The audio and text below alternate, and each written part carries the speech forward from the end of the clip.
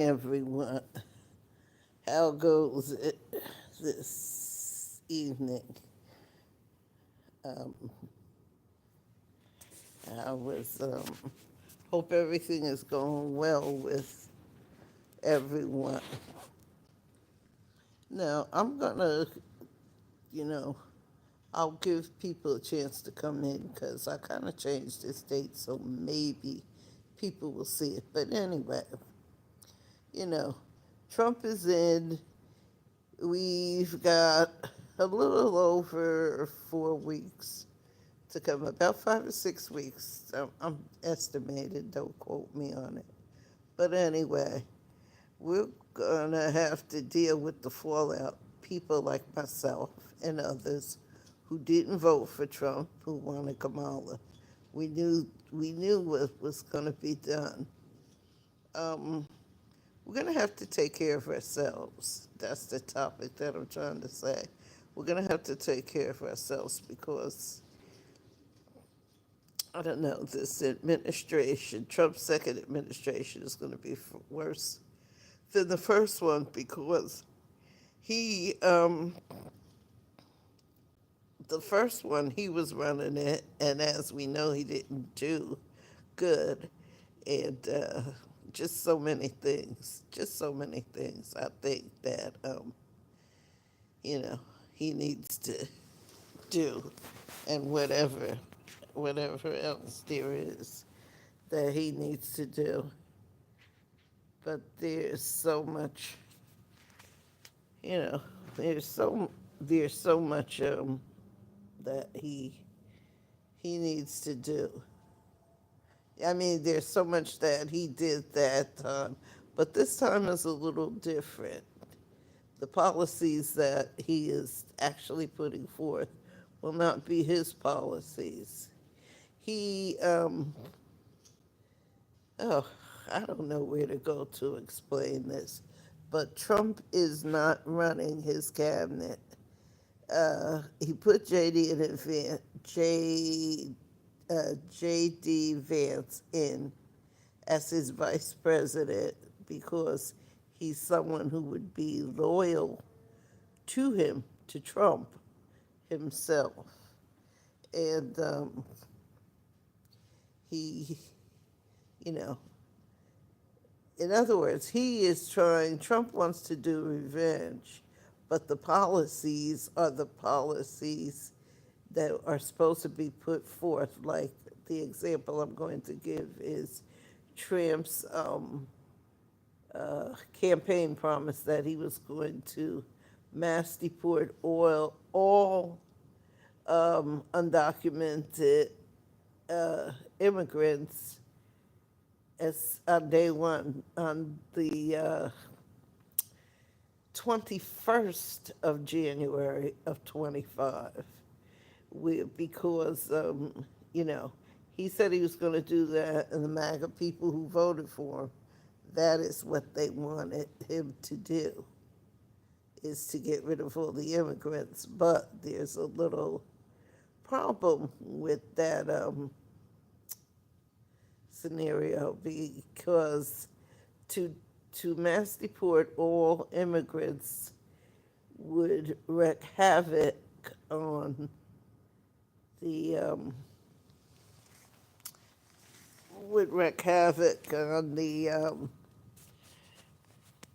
economy. You know, would wreak havoc on the American economy because migrant workers are our major source of work for the for American economy. So things like that. There's a lot of promises made that he can't keep, but this is going to be a rough 4 years because I don't think Trump will make it through. I think the idea was to put Trump in office so that Project 2025 could be implemented, which the person behind those things is Stephen Miller, like I said, I'm using my phone. I don't have uh, right now access to any to a computer right now, but I'm working on it. I have one coming in, so I'll be able to, put more stuff up. But until then, I'm going to tell you some things that I've read, and you can go back and read it. I follow the Midas Touch with the Marcellus brothers, Ben, Brett, and Jordan, and they're pretty accurate. They have Michael Polpart, and they have Michael Polpart, different people, and David Feldman has his own show, those things, and Brian Tyler Cohen has his show. So they speak about these things because they're independent journalists. They're independent journalists, so they are more or less, uh, more or less making do with certain things. Making do with certain things. Yep, that's what they're doing. They're making do with certain things they're making do with. And,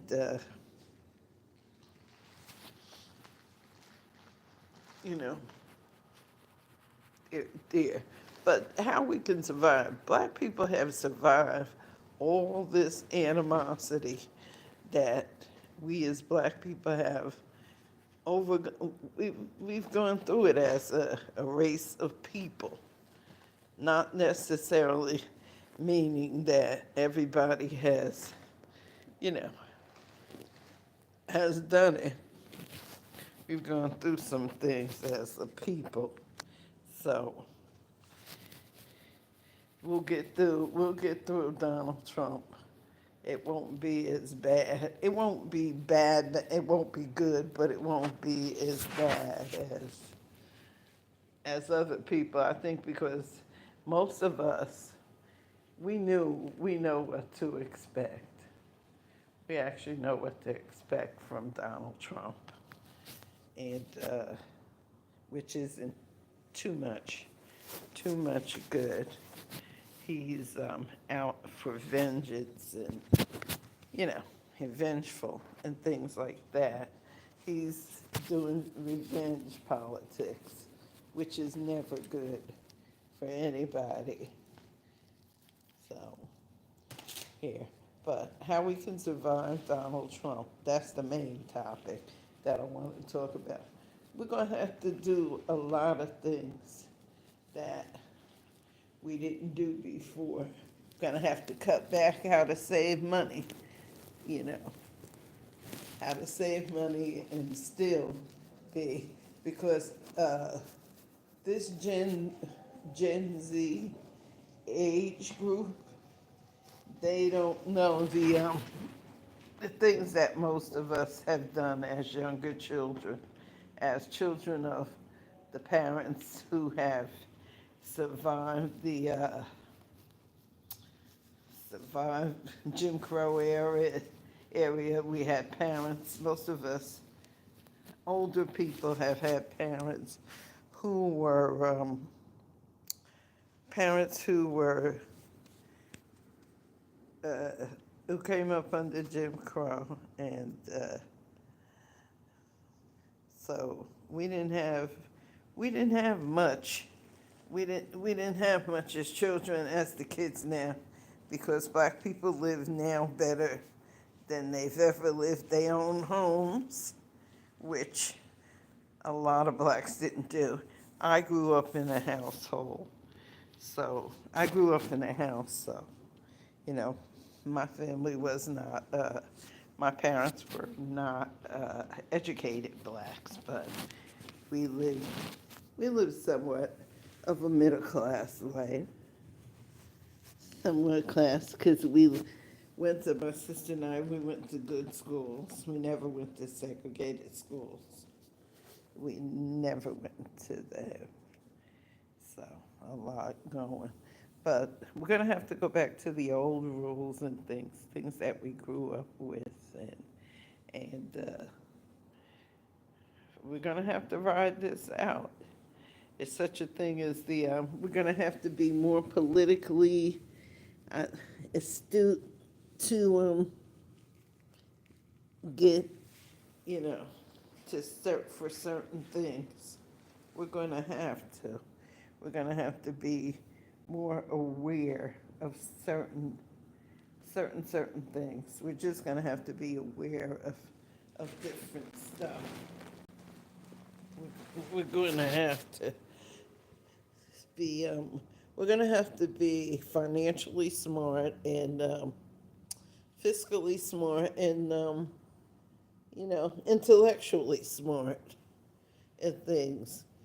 We're gonna have to we're gonna have to say no to our children like they used to do back when most of us were younger. We didn't always get the things we wanted. We most of the time we had the things we needed, and we had a few things that were given, you know, that were given to us. We had a few things, you know, a few of the things that we wanted, and so we're gonna have to go back to that again. Yeah, we're gonna have to go back for that again. Well, Donald Trump has, what is it, two nominations? He thought the Republican majority was going to be for him on who was the first one? Oh, Matt Gaetz. The nomination of Matt Gaetz for, what was it? The Department of Justice, I think Matt Gaetz was for. And then you have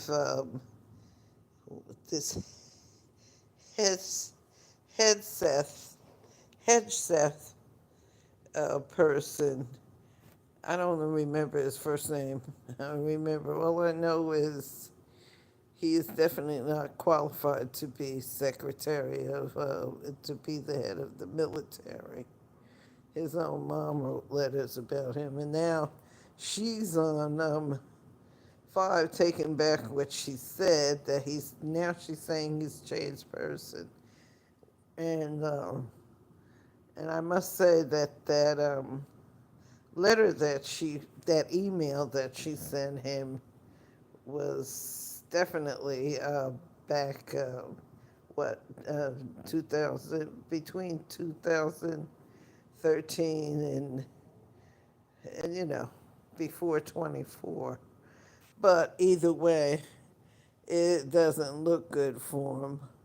You know that you're doing bad when they say that uh, Ted Cruz is the only qualified person that is nominated so far. So that does leave a lot to be desired. But anyway, you know, but it's so many layers to how we have to deal with. We as a people have to deal with Trump in order for us to survive. We need strong, young black leaders who will be forceful. Like we need more black legislatures, male and female, like Jasmine Crockett, the Miss Lee, uh, the different women, AOC. We need strong leaders like those who are not afraid to stand up to Donald Trump, you know, because that is the reason why we got where we are. We got where we are because people were actually afraid to say certain things. We need the old leaders like we had I'm not sure of her name. Her last name is Lee, and she's the daughter of the deceased Sandra Jackson Lee. She's her daughter, and she's from Texas, and she took over her mother's spot. So um, we just need those kind of strong people, and we definitely need stronger black men because they need to be deprogrammed. And we need to get rid of, call out the people like Umar Johnson, Tariq Nasheed, um, Blacks for Trump, all of these people. We need to sit. We need to have strong black leaders to confront these people when they come up with these ideas. Black Republicans like Brian Donaldson, Mark Robinson, what is his name? There's so many names, but we need to be able to call out all black and white people who do not have the interests of the people at heart. That is what the old black leaders did. They saw these injustices. They called it out. They they I'm not going to say most people would say they indoctrinated the people, like more or less. They said that people uh, they said that people took it, brainwashed some of the people for certain things, but that's not what we need.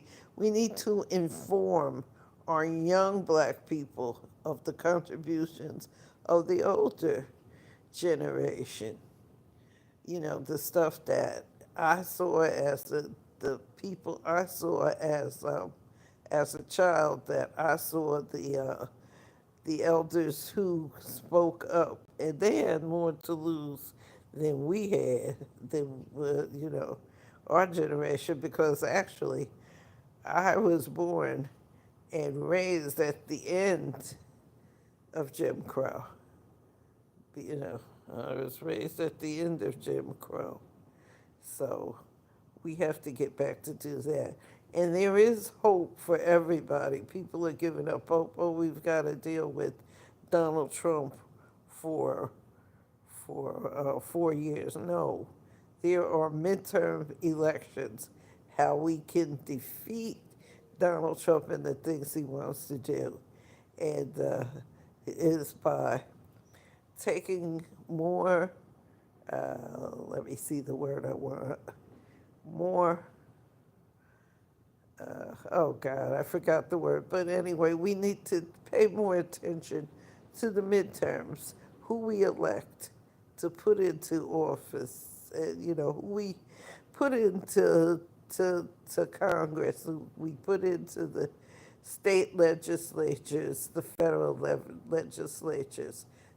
That's where the the power of the people comes from, the municipal elections, because the people the people that we put into office are the ones who make laws, help make the laws. Then this is another thing we need to do. Um, Donald Trump wants to tear down the Department of Education to end it, and and we as black people, before they allowed us to attend school with them, we we had the HBCUs, we had the black teachers who taught black children, who um, who taught black children, and black children need to know the history.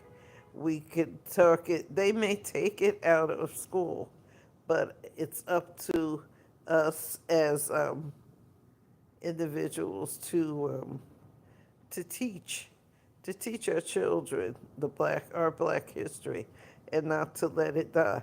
If it means we have classes, say different events where different things are taught pertaining to Black history. I hope I may be rambling a little bit because I when I hope I'm explaining it the right way. But we need to take and have sessions where we teach our children, where we teach our children how to read, because if they dismantle the Department of Education, which ultimately is to destroy free public education. Because years ago, before they started the public school system where all kids had to attend school, um, there were the only people who actually went to school were the rich people, you know. So uh, we need to, we need to go back and if this does happen, because the dismantling of the Department of Education is nothing more than wanting to have what do you call those schools? Well, the charter schools where the rich go to school and the poor stay home. The ultra rich go, and we have different things they're saying. Like I said before in the beginning, the, we could go to the people like the Midas Touch. That's an independent news network, which is pretty good. You have, we support those because they tell the truth. We're mainstream media, like MSNBC, CNN, different. They or for some reason they cater to the ultra right wing conservative party of the Republican Party. Of they're conservative, but there's so many things that's just going wrong with this administration, and I am like, wow, he's not even officially president yet, and he's making some blunders and things. I'm definitely, as far as the education thing, I'm definitely into bringing back um, civic classes. To bring back civ, I'm sorry, I'm tongue tied. Civic classes where people can understand, because most people, a lot of people don't understand. The president and the vice president are basically figureheads. They're like the Queen of England. The Queen and King of England has no real political power. The English government, their power comes from the Parliament, which is like our Congress, and our Congress and things like that. And the president, like I said before, the president in America has no. He doesn't make the laws. He signs them into. He signs them into law. He signs them into law, and there's no power. They're like figureheads. The president and vice president. The vice president is more like a secretary to the president. The president may need to go to, may be one place and something happens again, and he may send the vice president to go with him.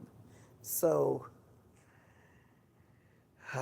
you know, we need to get there and train our own children. We need to train our own children how to read, because nobody's going to read. Nobody's going to save us. No one is going to save us as Black people. We've never had anybody to support us and to stand by us. all through the years, 400 and some odd years, we as black people in this country have not had anyone to save us. We've saved ourselves. We saved ourselves through educating ourselves, through, uh, assimilating. No matter how hard things got, we assimilated into the society. Some of us on our own terms, some of us on the terms of other people, but we've assimilated into this society that has never actually wanted us. But we've always managed to, you know, to do well. Most of us do. There's 92% of American women who voted for Kamala Harris and Tim Walz, and you know that, and we didn't fall for the okie dokie, you know, craziness that Donald Trump and the conservative, ultra conservative, um, you know, ultra conservative uh, Republican Party is, because the Republican Party now is being led by billionaires. But like I said, there's people you can listen to who can give you a lot more information about what is, you know, who is running the country and why. Like like I said, the my Midas Touch, which with the Marcellus brothers, Ben, Brett, and Jordy, Marcellus. Listen to them and their, you know, things, and certain things. So we will survive. We're gonna survive the. We'll survive this 4 years if we have to. I'm thinking 2 years when the midterm elections come up, we must engage in any state eh, where you have these MAGA people, because they're not all Republicans. And I don't think a lot of people know that either. They're not all they're not all Republicans. Nope, they're not all Republican MAGA people. They you will be surprised, uh, how who and who the people that support this MAGA nonsense. So I don't know what to say about it. It's so much and stuff in here. I kind of got busy this morning. I haven't actually been feeling well. I was, I went to the hospital with chest pains, and I was held for observation overnight. And so I kind of forgot that I had this, you know, this thing, this schedule for, to talk about things that, you know, that I had planned on talking about. But like I said, it's a mixture right now. It's not clickbait or nothing like that. It's just that I got a little sick and thrown off track, so I didn't really get the stuff that I wanted to present to you. And I do need different things, so I'll be able to present different. Uh, excuse me. Oh, you know, so I will be able to share different things with my audience more so than I did before. But like I said, there's a lot of things that we can do to survive this. And the main one is to get out in the midterms and vote for our elected officials who who need to be reminded that they work for the American taxpayers who pay their salaries. There are workers, and we need to hold them accountable. And how we can hold them accountable is like our midterm elections. If they are not doing anything to progress the country along midterms, you can get rid of them. If they're up for reelection and they haven't done anything in the first 2 years, we can vote them out. And this is what people have to understand, that we can vote these people out, but we need to participate in the midterm elections, and I am guilty myself. I don't do the midterm elections the way I should do them. So we need people to get on the phone, call our congressmen, and demand they do an audit count, because there was something that I said, that I saw, and I spoke on it, but I don't know. I spoke on it just slightly. I mentioned it, but there's some votes missing, and they weren't counted because in some states they were not received by the time limit that was set, which more than likely that time limit was set by the by Republican Republican controlled congressional state houses, where they said it, if it wasn't postmarked by such and such a time and date, they were ineligible to be voted. As long as they got in, the way it's always been is you have 5 days. They can come in 5 days after after it ends, after voting ends. But some states have gone. They said there's like 14, 40, 14 or 14 million votes that have not been counted because of that. They passed that in the state. Also, here's a big thing. The way the Supreme Court is set up now, it's very few progressive ideas are going to pass. You know, I saw something on Frontline, I believe it was. It's old, but I was watching TV and I went on and saw it. It explained Clarence Thomas, the reason why he is the way he is. And the Frontline article stated that Clarence Thomas, among a few others, should have never been allowed to get on the Supreme Court, you know.